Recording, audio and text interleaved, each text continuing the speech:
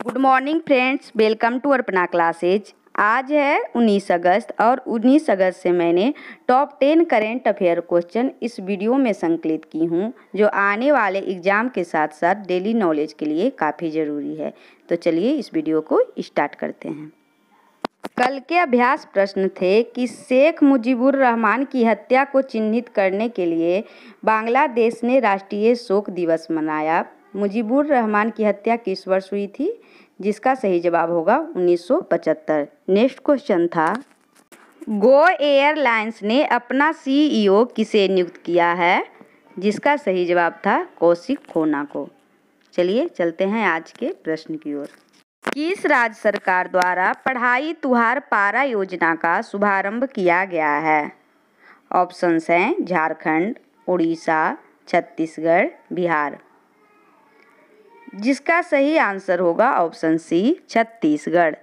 छत्तीसगढ़ सरकार ने पढ़ाई तुहार पारा नामक एक नई छात्र केंद्रित योजना शुरू करने की घोषणा की है।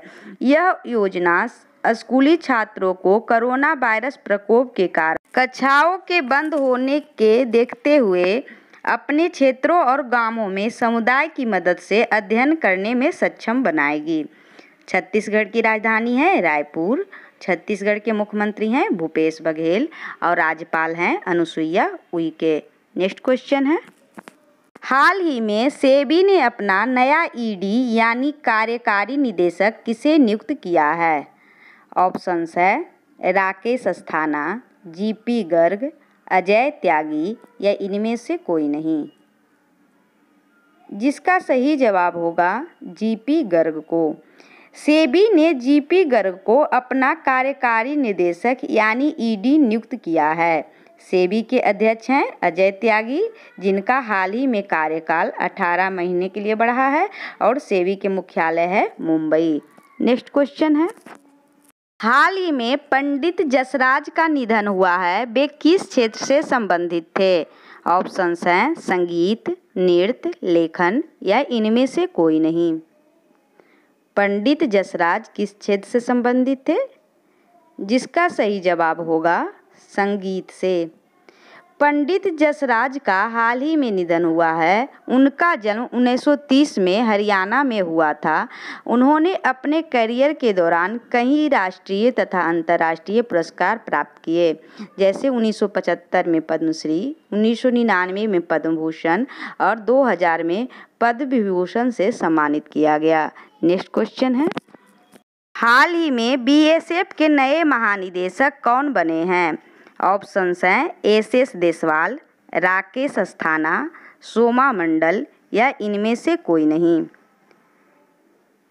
बीएसएफ के नए महानिदेशक कौन बने हैं? जिसका सही जवाब होगा राकेश अस्थाना।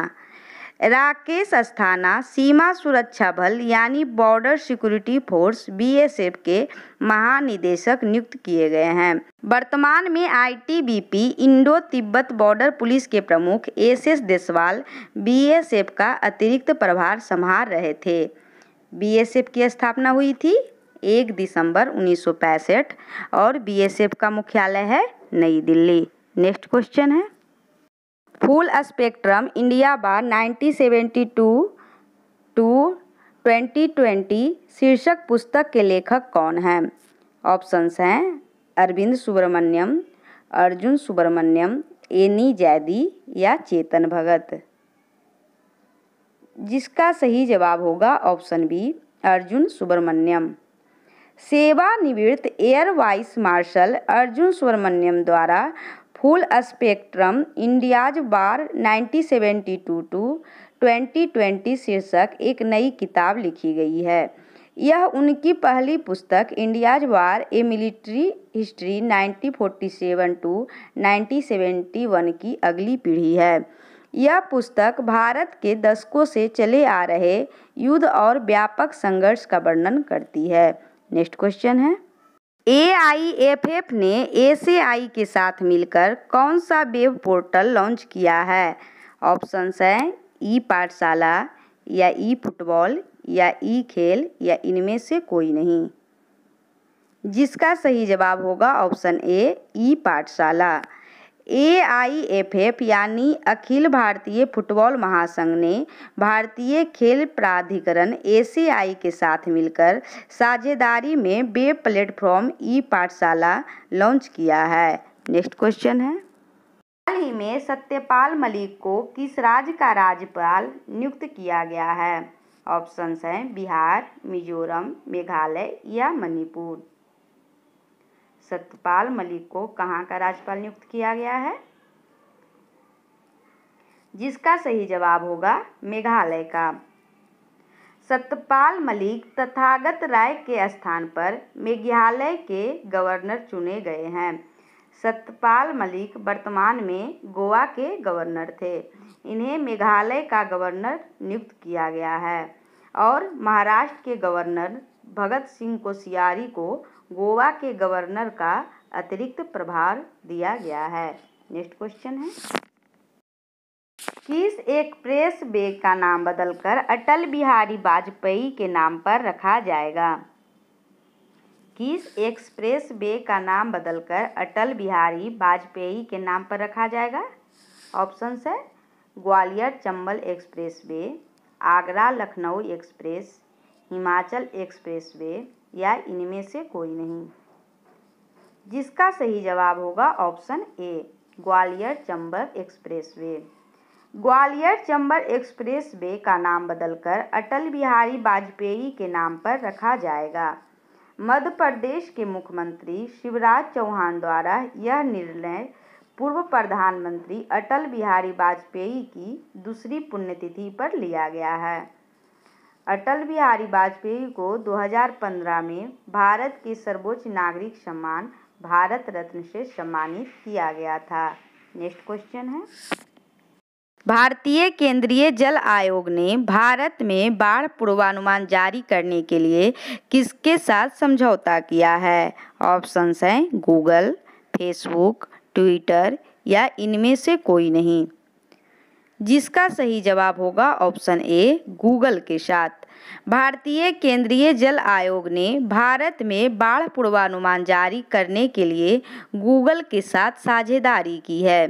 केंद्रीय जल आयोग पूरे भारत में लगभग 1000 स्ट्रीम गेज का उपयोग करके घंटे के आधार पर जल स्तर मापने वाला गूगल का पहला आधिकारिक साझेदार है।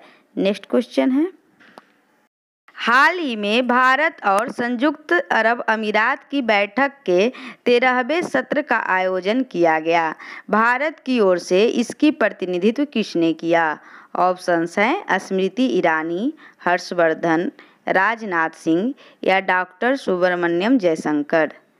जिसका सही जवाब होगा डॉक्टर सुब्रमण्यम जयशंकर।